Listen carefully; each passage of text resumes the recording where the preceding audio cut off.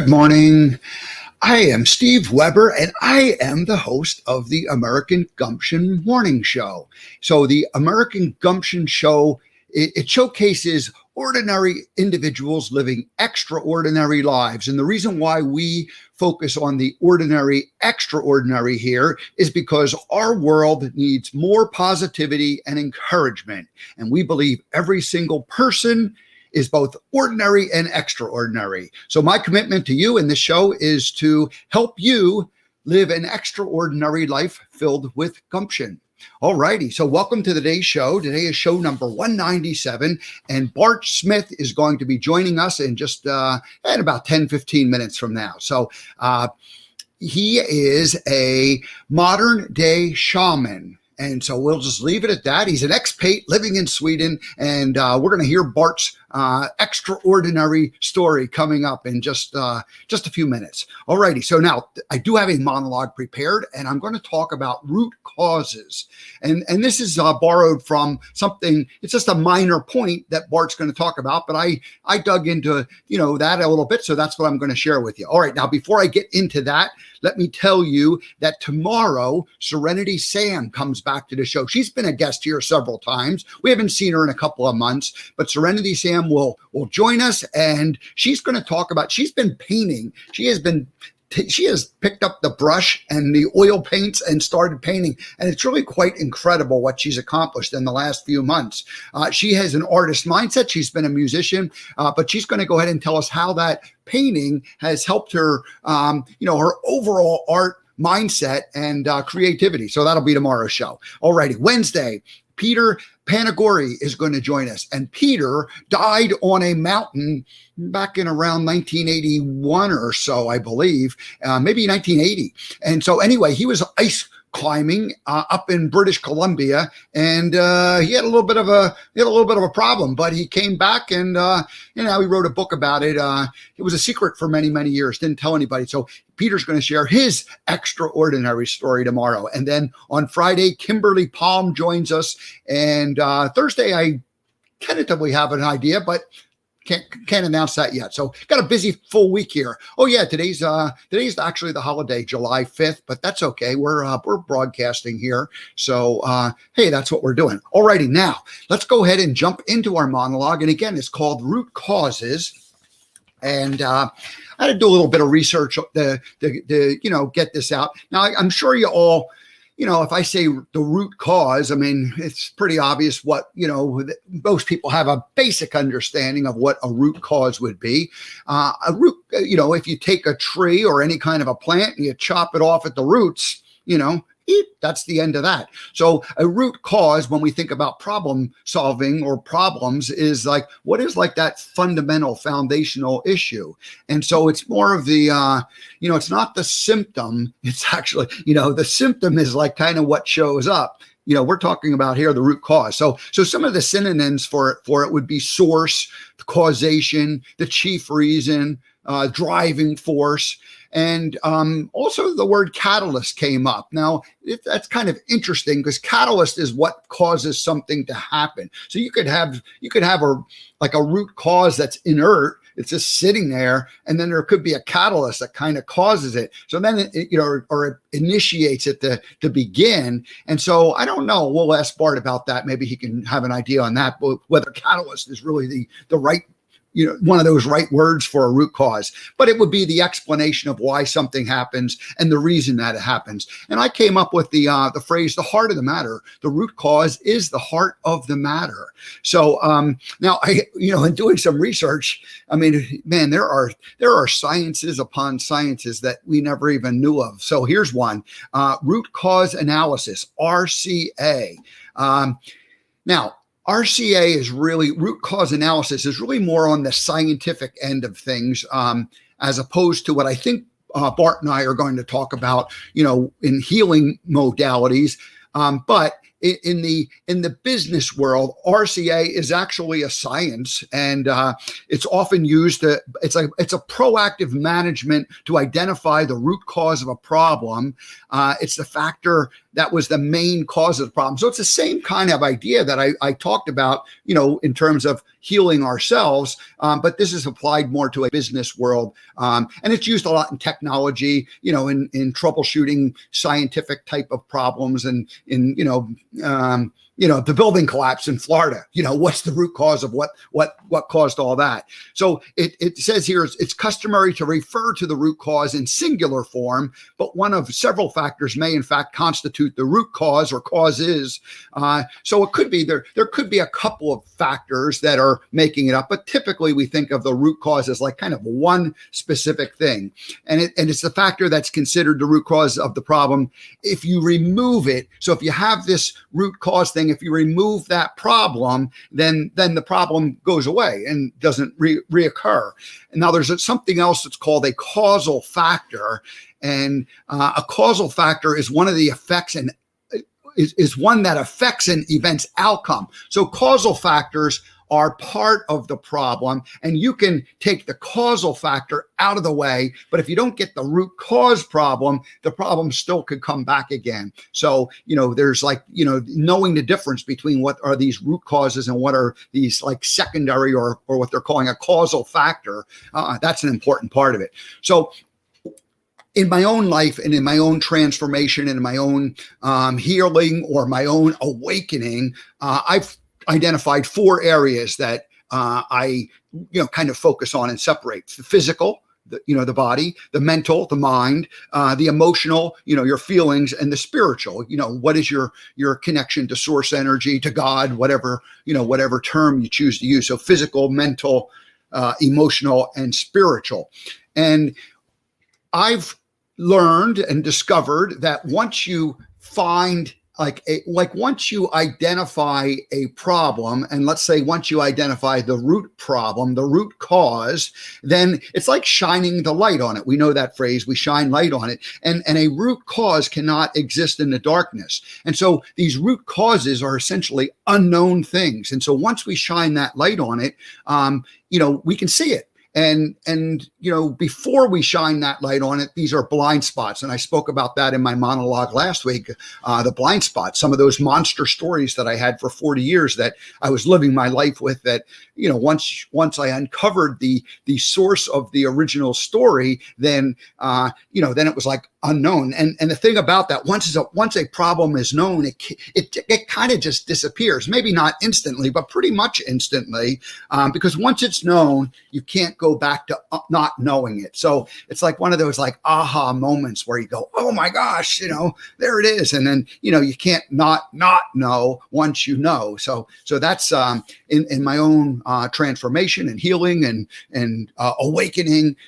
It's very important to get to these root causes. And this is kind of, this is an important piece of what the work that Bart does. So he's going to tell us all about that. So here's the last thing I'll say is that change can be instantaneous, and that's what we call transformation. So once this knowing occurs, once we understand what that root cause is, boom, it's like, hey, there it is. Now it's no longer a secret. So there it is. That's kind of short and sweet this morning. That's my thinking about these root cause issues.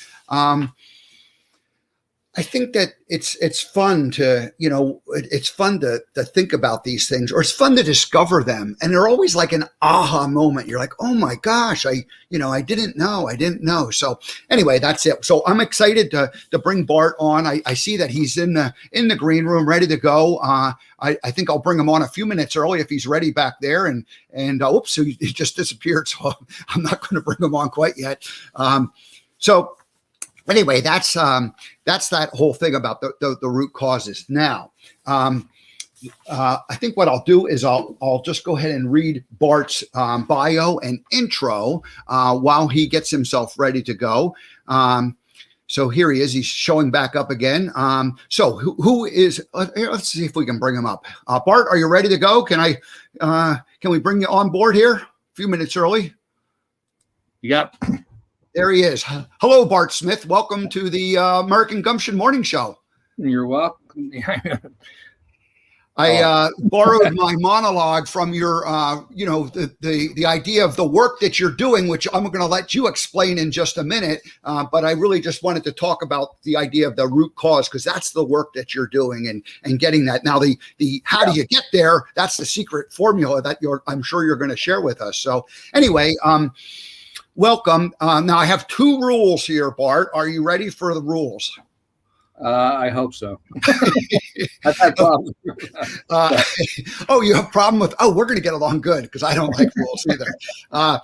Hey, so the first rule is that I get to read, since it's my show, I get to read an intro and introduce who you are to people. And then I have a song that's called the First Time Guest theme song. And so I get to play the song and welcome you to it. And since you are an expat, you'll probably recognize, or at least you'll recognize the style of song. So does that sound fair? Yeah, go for it. All righty. So who is Bart Smyth? Bart is a master practitioner of various Eastern and indigenous philosophies, as well as the popular Yuen Method. Is that correct? Yuen? There's 2 pronunciations. My last name's Smyth. Smyth? It's Irish, yeah. But it's the Yuen, Dr. Cam Yuen. Yuen. Okay. Brad Smyth. Thank you I apologize for that. I made an assumption. And wait a minute. Here, let me. It's okay. There it is, Brad Smyth, and I've got your modern day shaman. There's your contact information scrolling along the bottom, Brad Smyth. And it is not spelled Smith, but I'm sure that I'm not the first person who's called you Smith. They're usually trying to put an E on it because it's Smyth, and my first name is Bart, so it's Bart Smyth. Yeah, so no problem. All right, thank you, Bart. It's every which way, but it's fine. Yeah. All righty, Bart Smyth. Yes, yeah. Thank you. So Bart was responsible for bringing Dr. Yuen's entire body of work to Europe, where he's trained over 400 therapists. He's a grandmaster of Tai Chi, Qigong, and holds certificates in Thai and Hansa Shih Tzu, massage, and neuromuscular sports therapy. That's a bit of a mouthful. I probably mispronounced one or two of those words, but I'm not going to worry about it. You can correct it as we get into it. Yeah, that's fine. So a serious car accident in which Bart suffered major injuries shifted his life back in 1987. You were probably just minding your own business, and then suddenly life got turned upside down. He went from owning a successful architectural design contracting company in San Francisco to working internationally as a transformational teacher and healer. He's trained with shamans and learned the Central and North American traditions. He studied in Peru and met Don Benjamin of the Shipibo tribe. And after a decade of work, Bart was initiated as a medicine man in 1998. So this is kind of fun. Bart Smyth, medicine man. I like that. Over the last 20 plus years, Bart trained therapists on 4 continents while assisting more than 40,000 clients. You've been a busy dude here the last couple of decades. He integrates a holistic approach, tapping into dimensions of life experiences from past and present that are lodged in one's being. And we've talked about that on the show multiple times, how the body holds energy and has blockages. So I'm thinking that's what you're going to get into with us. His gift is listening and simplicity, and he now lives in rural Sweden with his family. So Bart Smyth, welcome to the American Gumption Morning Show. We are honored to have you here, and I'm going to play that song. You ready? Yeah, I'm ready.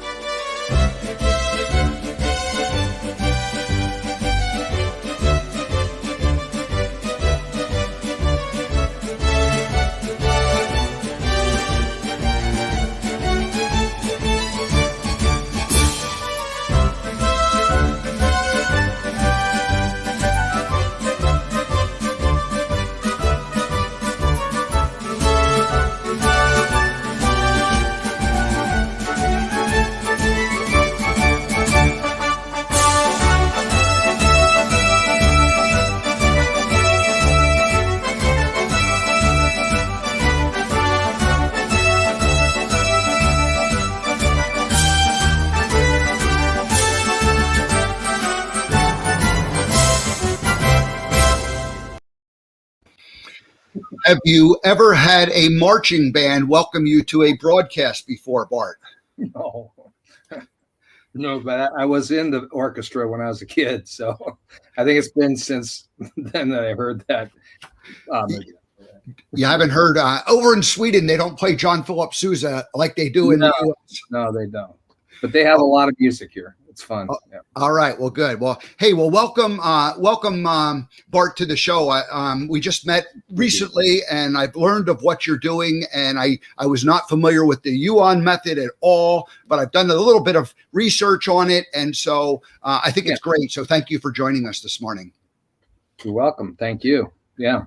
So you call yourself the modern day shaman, and the very first question I'm going to ask is, why has Western medicine, I'm going to say use the word perverted the idea that ancient wisdom and shamanism is somehow like, kind of a kooky thing or a weird thing, when in fact, a couple of centuries of information is out there for us to use, and yet we kind of got away from it. And what's your thinking on that? Because it's obviously the world's shifting. People are waking up to the fact that Western medicine isn't the answer.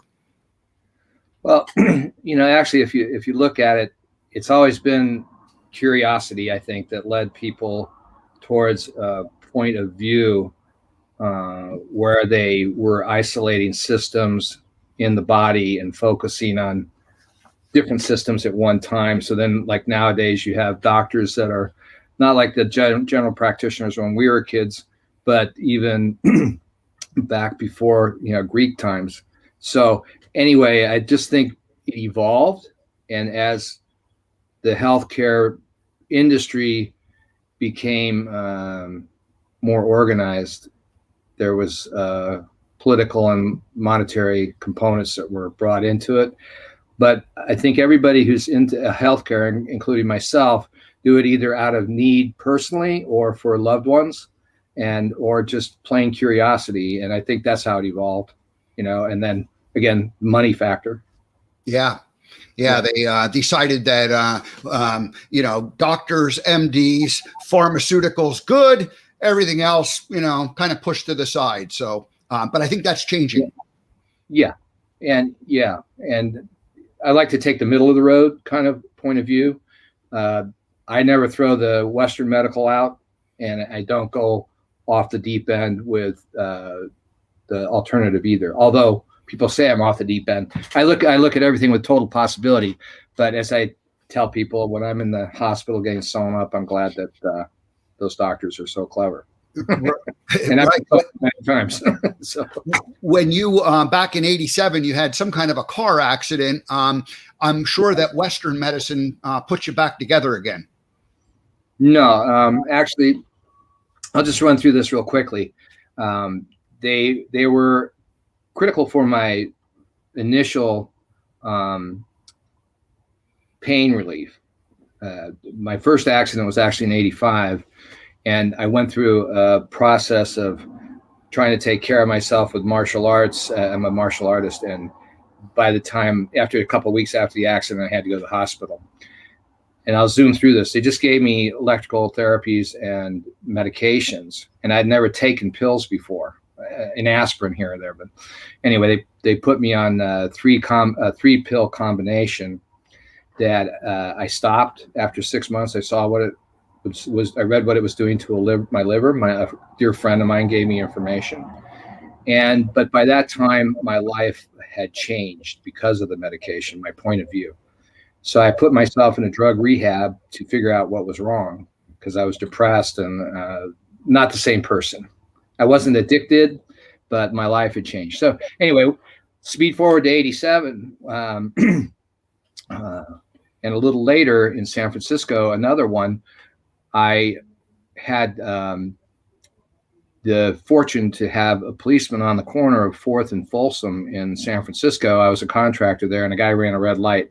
There was 4 cars in a row, so one-way street. And my truck, I took off like that, and I saw this guy steaming through, and I tried to get past him, but he hit my rear axle.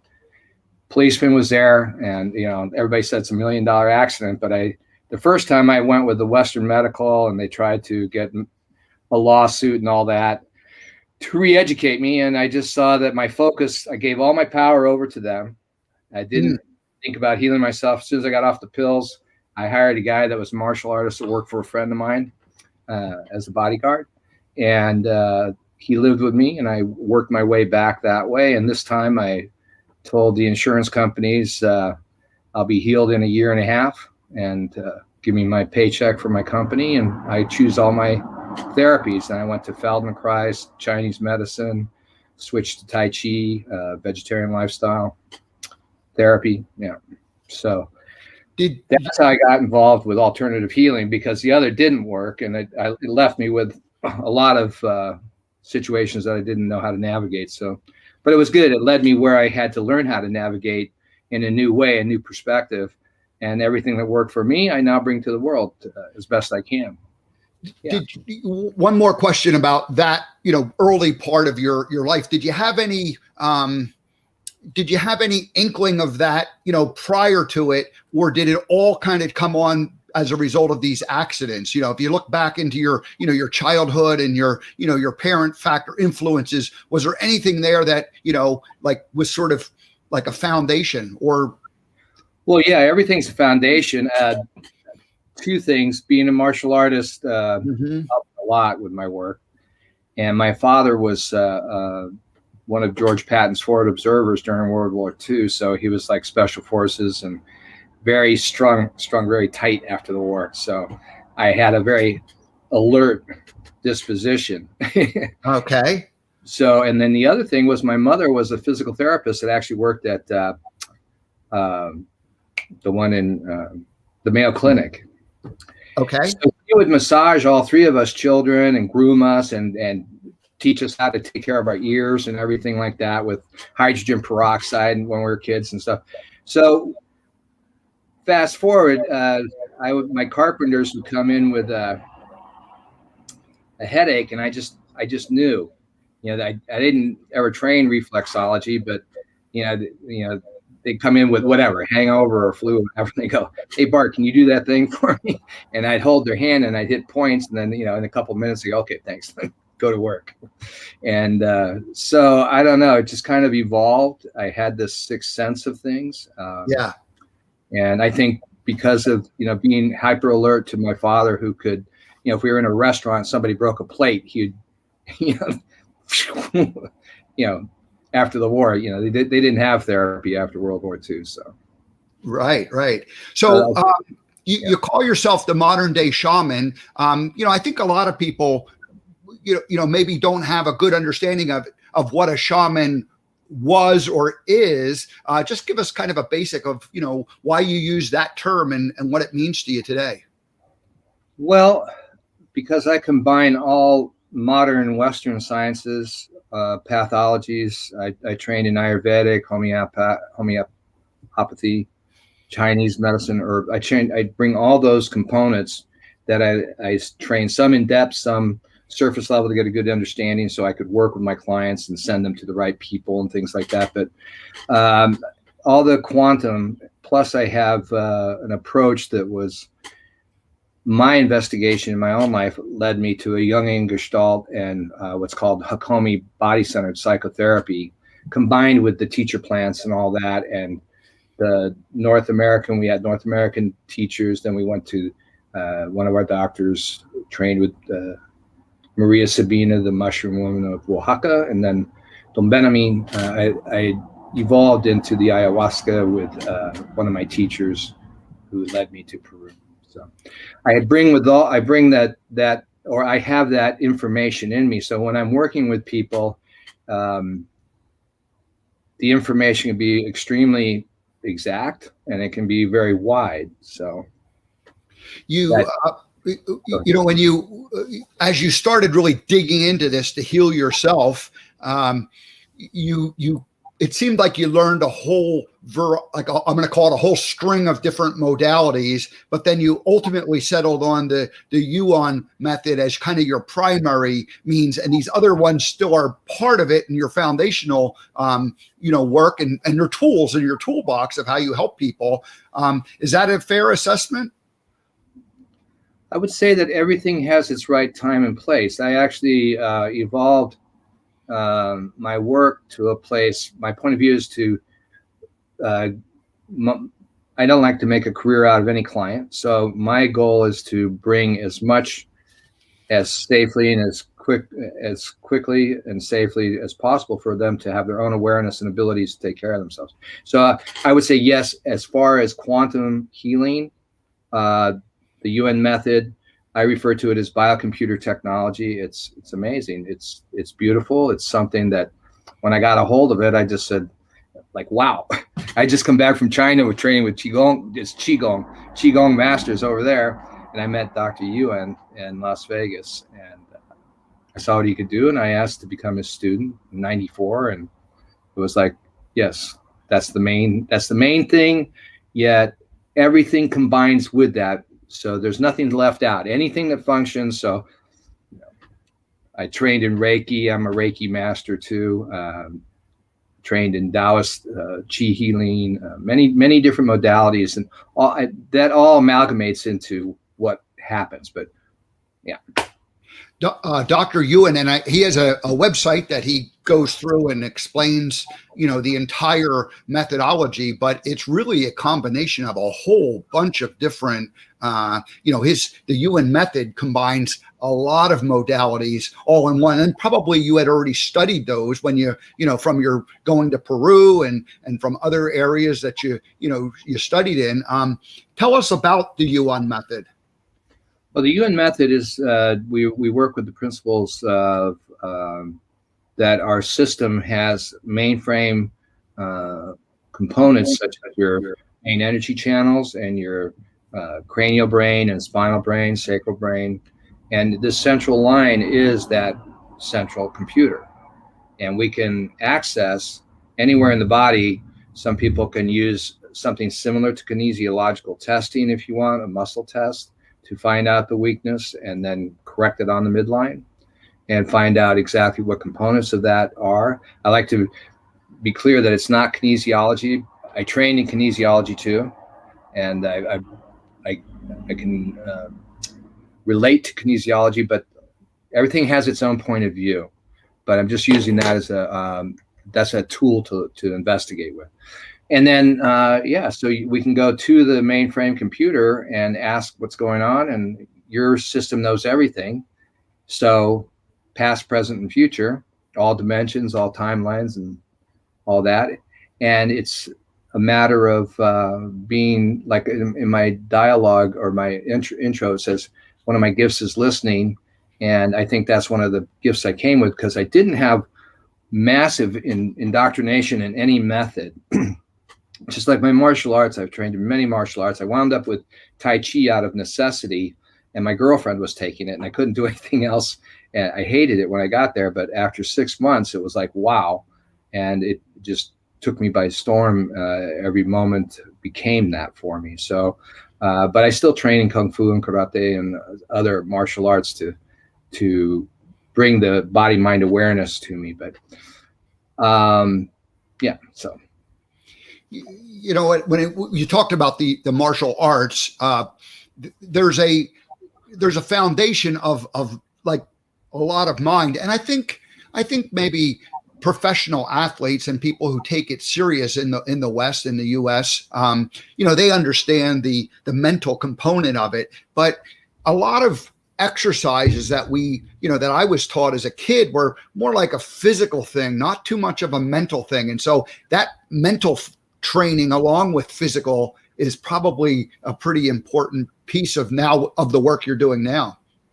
Well, and I was describing that one thing. What I wanted to say is that everything comes together and lends itself to what is accessible through the Yuen Method. And if I'm not stuck in one train of thought, like I'm not bought on one martial art, I'm not bought on one modality of healing, then I'm open to hear what my client needs. And so I wanted to be clear on that. And the mind, body, and energy connection came to me in Aikido first. And I was one of these guys that I was very strong. I raced, skiing, I did boxing and other things, and football. So I was very fast and very coordinated. But when I came to Aikido, it was like to relax and allow the energy to flow. I was like the worst student there was, it was like I was too in my mind. So it's really about being out of your mind and being able to listen and sense. And so we use in Qigong, we use a basic principle, which I like to give to people, which we have a point that's called the Dantian just underneath the navel. And you just focus there in the beginning of Tai Chi and Aikido. So these points of focus, when we're really still and silent in those points, then we're aware of our environment too. So inner and outer. Okay. My own bias as a child and young adult, and even into my and really only in the last 10, 15 years did I kind of awaken to the importance of the mind body connection. But I didn't buy into like what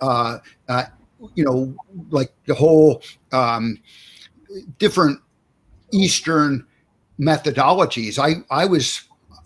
I guess I was told and made to believe that was kind of hocus pocus and magic stuff. And yet, as I've done my own awakening with it, I can understand, and I seem like I'm getting more and more tuned in energetically. And it's not like I've had like radical, like, oh my gosh, kind of things, but it's just been a steady drip, drip, drip, drip, drip, where that vibration meter, sensitivity meter in terms of understanding energy just keeps going up and up and up. What do you find like with your students? Are people, how are they changing over, the last 25, 30 years that you've been doing this work? Are people tuning into it better now, or has it always kind of been there? Yeah, it's massive. When I started this, I was in Dr. Yuen's second round, but we actually developed all the courses with the generation that I came in on. In fact, I had to create all my own charts. He didn't have charts in the beginning, but a few things. But anyway, so it's been massive. Nowadays it's kind of like everybody is using the word energy, right? So that wasn't around that much back then, and it's not looked upon as voodoo or anything like that. Right. I would say, here in Europe, it's like when I first got to Sweden, even the Reiki practitioners thought I worked for the devil, right? Because I would do things too fast, right? It was too quick, too fast. I'm not putting down Reiki. It's just they were not aware of it. So I was like the first kid on the block here with a lot of these things through Germany and Sweden. And now it's like everywhere. Everybody's got a modality. So it's wonderful. People are, children are talking about it. And that's really what I wanted to do. I wanted to take this to the schools, get kids indoctrinated. All my children could do this by the time they're 10. Yeah. Talk about the last question on this idea of people waking up. Like, so, we're more of the boomer generation, or at least I am. And, the younger people, are they more open to this, or like, are the boomers waking up to it? How does it, fit into that? Is it kind of just equal across the board? What would be your sense of that? People are into what works, right? People want results. And so like I work in Dubai and Saudi Arabia, and it's fun to be there because, especially like in Saudi Arabia, I started going there a couple of years ago because the people that were there were very keen and attuned. They have a very natural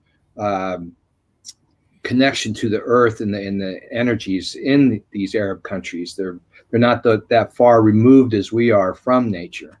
They are now because of cars and all that. But it's like when I first started working in Dubai about 6 years ago, it was the locals weren't really coming. Now I have many local clients. They're all strata of society, and I even hear that Sheikh Mohammed has all his staff go to take Reiki classes and other classes, and meditation classes and yoga classes. So the leader of the UAE is totally in on supporting this mind, body, and energy thing. So I think it's sweeping the world. It's just, or swept the world. Yeah, that's great. Hey, so how did you? So you met Dr. Yuen back in 94, and you were part of his maybe not his first class, but his second group of people that went through, and it sounds like, and I'm only learning this now, that you ended up helping develop the curriculum. He had the foundation of it, but many students did, and his first cousin Eddie and I are close. Eddie Leong, he's a master of this, and he helped. Everybody's brought, of course, with the guidance of Dr. Yuen would be the final word on what sure, because he was putting the protocols together. But yeah, many of us, it's what works, and that the universe keeps revealing, because we're a growing universe within, and we're expanding within and without. So you're living back still in the States at this time when you're doing this training. Did they say, hey, Bart, we need you to go to Europe and start training people? And how'd that work? And how did you end up over in Sweden? Everything I've done, it's funny because you were the Gump thing. Yeah, I tell everybody, I feel like Forrest Gump. My first life was somewhat on the dark side. There was a lot of challenges growing up in LA. But I met a lot of top people in LA and powerful people on both sides of the fence. And then I met Dr. Yuen and these other great masters, just bump into them, and all of a sudden they offer me to be their student or whatever.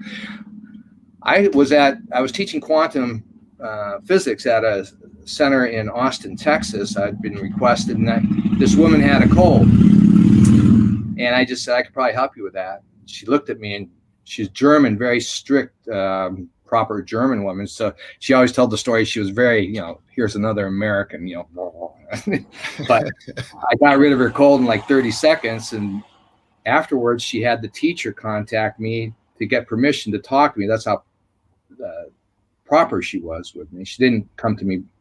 And she invited me. I went to Southern Germany, and all of a sudden they wanted to learn what I did, and Dr. Yuen started supporting me, feeding me information to become a teacher there. And in Las Vegas, it was before he had teacher programs, and he just he trusted me. So then you went to Germany, and then did you come back to the States, or did you end up just sort of staying there and going from place to place to place? No, well, I had Tai Chi schools in Las Vegas, and therapy business and coaching business. And I had met my wife, Petra, who was Swedish. She was with the Lipizzaner Stallions. She was the star of the show there, and got kicked she got in between two stallions, and got kicked in the head and the chest. And she came to me to get herself put back together, and then train Tai Chi. So I met her. So I had a connection in Sweden and Germany. So I was flying to Germany often. She was on the road a lot before we got married, but my focus came over there. And then when we got married, we wanted to have our children in Sweden so we could have double passports. So all my children were born here. And I used the Yuen Method in Chinese medicine to birth all our children in the bathtub. So that worked. And so that's how it's gone. I've gone throughout all of Scandinavia a couple times, all of Germany, Spain, Italy. I go where people ask me to go. Yeah. What happened? It's all been word of mouth. What happened last year when, or before we get to last year? So for the last, let's say, 15, 20 years, you've been based out of Sweden and then constantly like going here and there for like a week or two at a time. Is that how it's worked? Yeah. Yeah. Yeah. And so it's, yeah. Yeah. And then obviously last year, I'm assuming your travel got, shut down like everybody else's.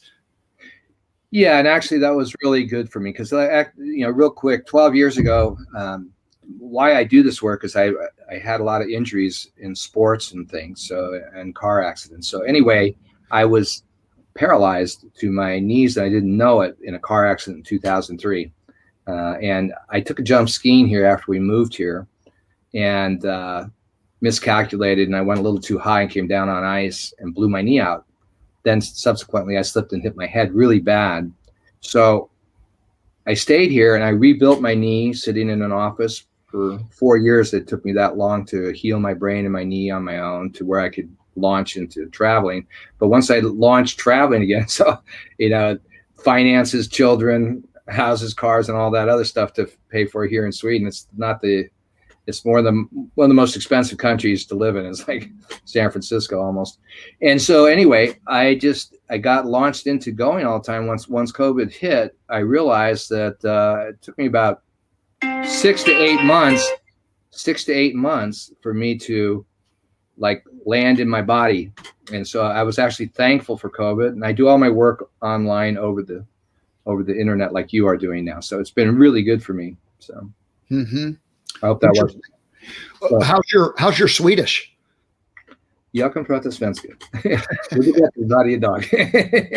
So you learned you're fluent at this, No, I can sit in a conversation and get about 70% of it, and okay.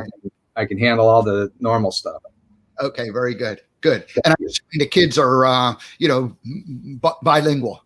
Kids are bilingual. They like English better. They all want to go back to the States. They lived in the States. My son didn't. I got a 12-year-old boy, but in 3 years we're going to move back to the States. So. Okay, very good, very good. Well, it's a great story. Obviously, you compared it to Gump. You just were at the right place at the right time, and even when there were things that were setbacks or adversity or disaster, it kind of turned out good, didn't it? Absolutely. Yeah. And, Forrest Gump just kept saying yes. And that's one of my best teachers told me, Henry, he goes, Bart, your job is to say yes to life. And I said, okay. So, yeah.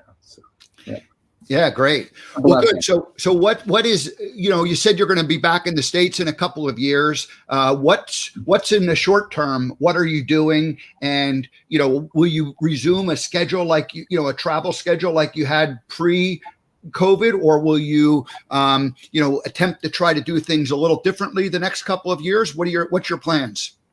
Yeah, I'm done with the travel thing. I'll probably hop in around Europe and stuff, and maybe a couple times to Dubai, but Dubai is a 6-hour flight. I don't want to travel that much anymore, and I can do everything I do online. I'm actually, as we met in this course, it was very ironic because my business partner in the States got me involved in the podcast situation. I thought it was a completely different deal, but then after I met Jay and talked to him, I'm looking to do this and bring my network of people that I admire and think have great value. I have wonderful, wonderful people in many different areas of life. I've got great children, teachers for children, and many things, relationships, all that kind of thing. So I want to support the whole system that I've worked with and bring that to the world, just like you're doing, and run my business. So, yeah. It's growing. I'll see how it goes. Right. Good. Well, good luck. We're grateful that you came on today and shared this. I didn't know anything about the Yuen Method, so I'm glad to know about it. I'm totally into the energy work. I have the website Quantum Gumption that I'm not sure what I'm going to do with, but I knew I love quantum enough that I thought, oh, this is important. I thought it was kind of going to be that spiritual or that energy thing. I don't consider myself a teacher. I'm just a curious student through this whole thing. Yeah, that's how it is. That's the best. If you're curious, and it's like I was talking with Dr. Yuen one day, and I said, the least I know, the better. He goes, yeah, I'm at the point where I don't want to know anything. I go, I know, I don't want to know anything either. I don't want to know anything about my clients. They'll want to tell me, but it reveals, and I don't have a preconceived notion. So.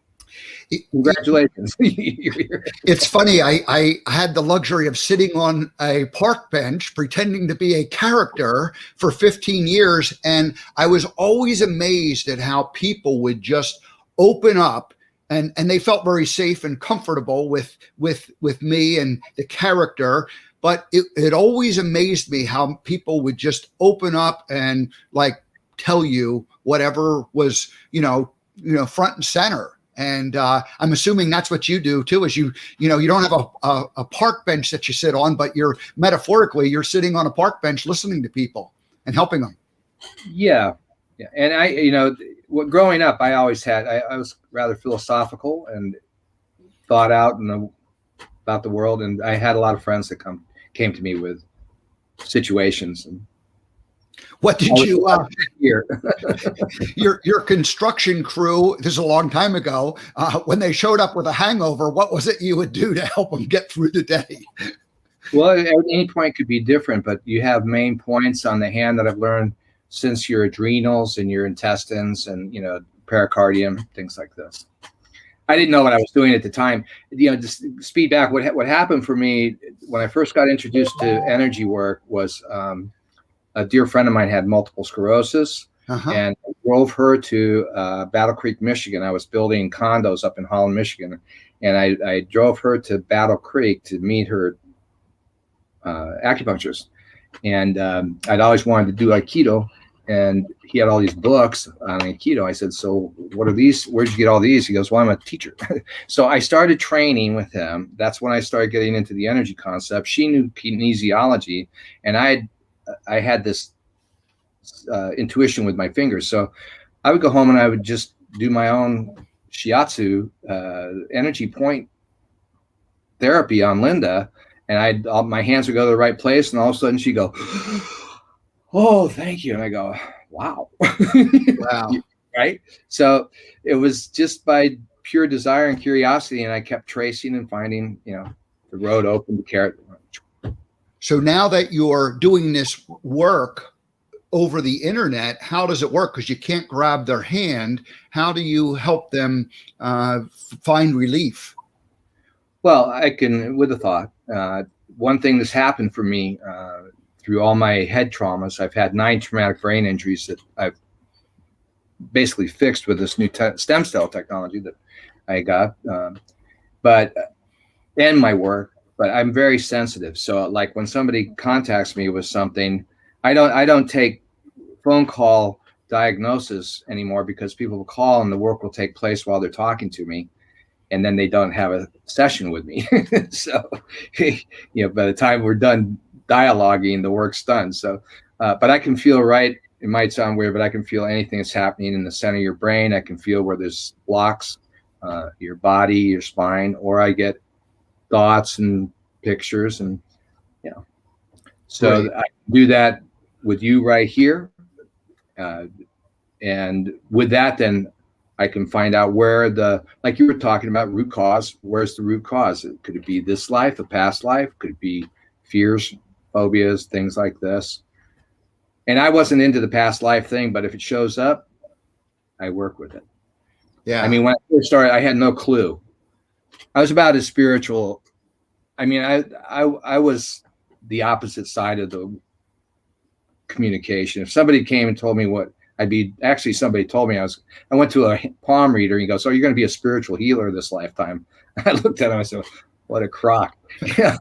And then another one at the same fair said I was going to do that too. And I go, that was in San Francisco. I went home. I go, these guys are crazy. But yeah, so I never thought I'd be doing this. I consider myself a mechanic and a technician, and you heal yourself. And that's the beauty. I don't have any responsibility, and you don't have to be sensitive like me. I just became that way after many years. And there's people who come onto this conversation that are probably more sensitive than I am now. Just at the beginning, there's all levels, but I was pretty thick. Yeah. So if a person goes to a moderndayshaman.net, which is your website listed right below, a moderndayshaman.net, they can contact you. Just give a little, give a minute or two and just tell how you help people if they want to reach out to you. Well, in many different ways. Anything physical. I can give examples of things. If you go to my website, there's many examples. I'll just say that. Go to my website. You can see them. There's one in there that at the back with the eyeball. She's my closest friend and my first Tai Chi student. And she just got her lens put in there. She was losing her eye. USC said there was no way to save the eye, and we did that over the phone. So it was very technical, and she showed me how to do that. I learned more about the anatomy of the eye than I've seen in books. So it was very interesting. I like to work with people, clarify the misperceptions and conceptions, both energetically, but mainly I've developed a way of working with groups and people individually that they'll see for themselves the choices they made, and that they always made the right choice. Even if the results might have created a trauma at the time, it was the right choice. And I had a lot of those type of choices that made traumas for myself, but I did survive, and I had to find my way back home to where I was before those choices had to be made. And so I like to work with people that way. It's simple, but it's conscious, and it's energetic. We can work on both ways. So I work with obesity, addictions, a lot of traumatic brain injuries. I like to do that because I'm good at it. I'm effective. I can really help people I've worked with vets. I've worked with people falling out of the car when they're children and can't function very well, things like that. Nutrition, and finding. Then the other thing is, like I also did a 4-year university in what was called the Sage Learning Method, and that is basically the same principle of feedback. You're never guiding or directing anybody, but through feedback and digital photography, people can see when both hemispheres are aligned on what truly lights them up. And then when that happens, then that eliminates a lot of distraction in one's life, and the universe can deliver that quicker. So it's a wonderful journey. And I created a course called Purpose to Prosperity to support that work. And when we've got a sense of purpose in our life, healing happens. And that's the other blessing I had through all my injuries. I had children. So, if I didn't have children, I really think I could have succumbed to some of my injuries because they were that bad. But I always thought, no, I want to watch my children grow, and I'm here, and we're here to stay. So. Wow. Well, this is it's really a good story, and you are ordinary, and yet the extraordinary that we open the show with, the idea that we all have that inner gift, and we just have to come to it. Yeah. Looks like the sun is. We've had some thunderstorms. That's the main thing is we all.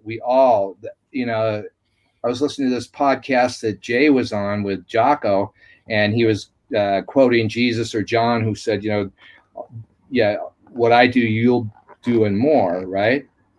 Mm-hmm. We all have the same equipment, and that's why I love energy and the work, because you can't make a mistake, and everybody has the ability with a simple awareness to do it, and everybody can bring their gift of knowing. And one of Dr.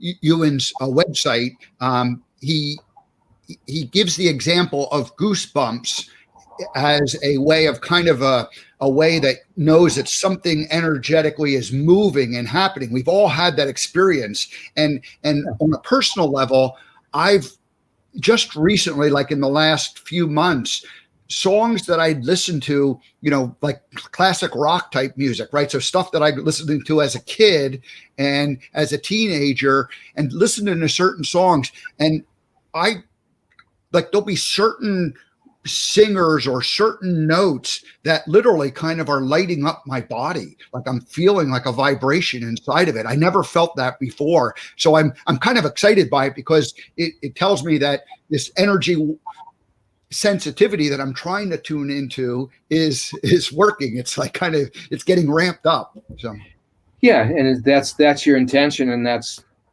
one of the martial arts I do. It's a qigong, but it's each one. It's intention training, and there's so much going on the planet now, and the energies and vibration of the collective is noticeable and tangible. So we're all in this together. It's great. Yeah. I think the last thing I'd like to ask you about is the idea that instantaneous healing can occur. And that is really what you're doing and helping people. What are your, I kind of shared in my monologue a little bit about the idea that how I thought it worked, but I'd love to hear, what your perspective of instantaneous energy healing and how that works. Because people think of they got to go through therapies and, blah, blah, blah. It doesn't have to be that way. Well, first I'd have to say that I don't know completely. Okay, fair enough. Yeah, but also I could say I do know that you can have I had a woman contact me the other day, and she was getting a migraine and a stomach ache. And the first word that popped in was distrust, or the words was distrust in her relationships, negative relationship. And I said, well, this is a relationship issue.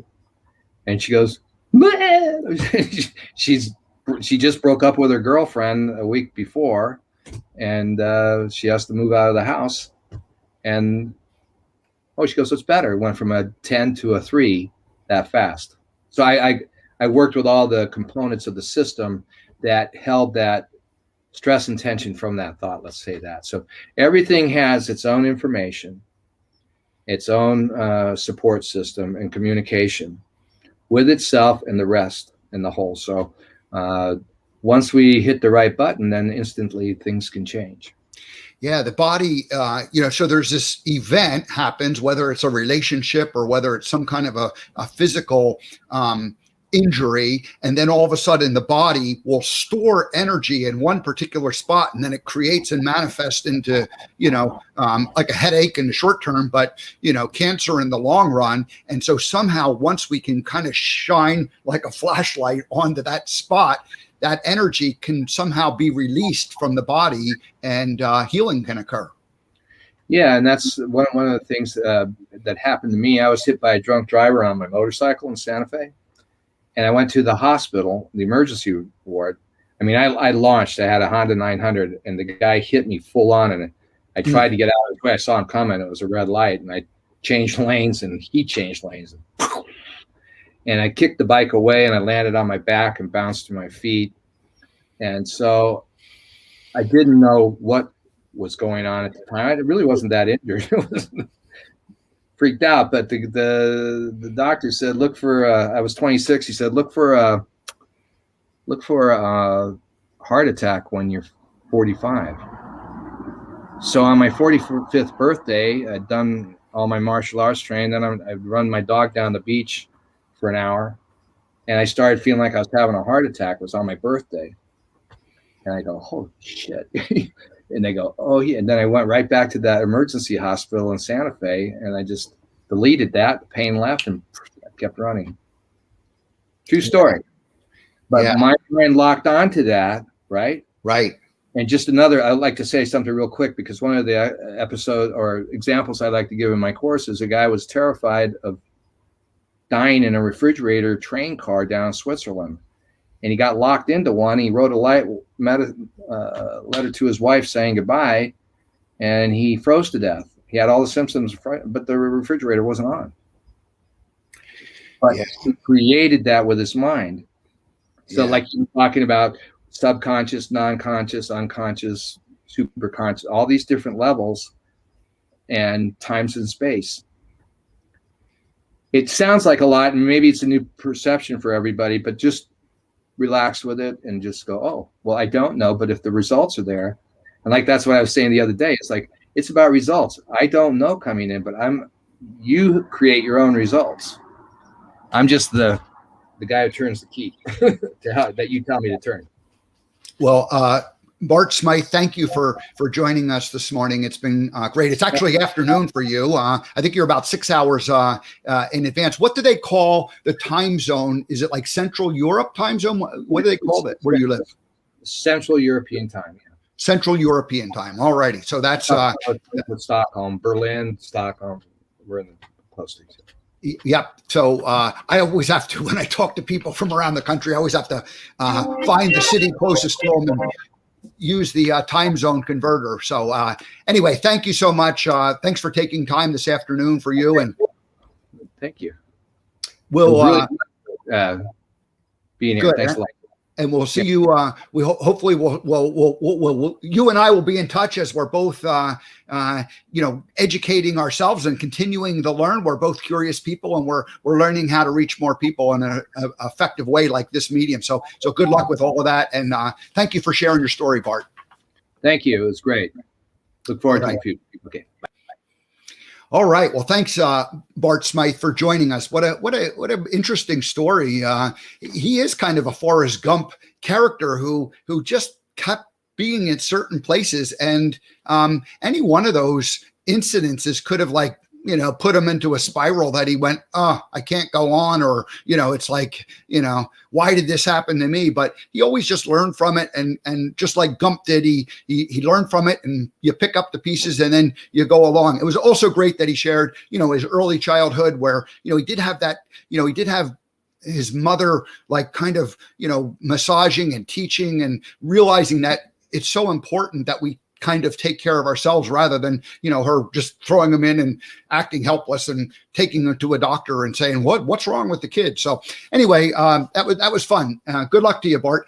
All righty. Well, that's it. I am going to see you guys tomorrow. Serenity Sam is going to join us. She's going to come back to the show, and she's going to tell us how painting in the last, 5-6 months has really activated her artistic creativity in a new way. And then Peter Panagori on Wednesday, he is the author of Heaven is Beautiful, and it's his experience of dying on the side of a mountain and experiencing heaven, but God saying, or him telling God, my work's not done here. I have to go back. And God said, okay, see you later. We'll see you next time around. All righty. And then Kimberly Palm on Friday. All right. So we got a busy week. Have a great rest of your first full week of July. We'll see you tomorrow.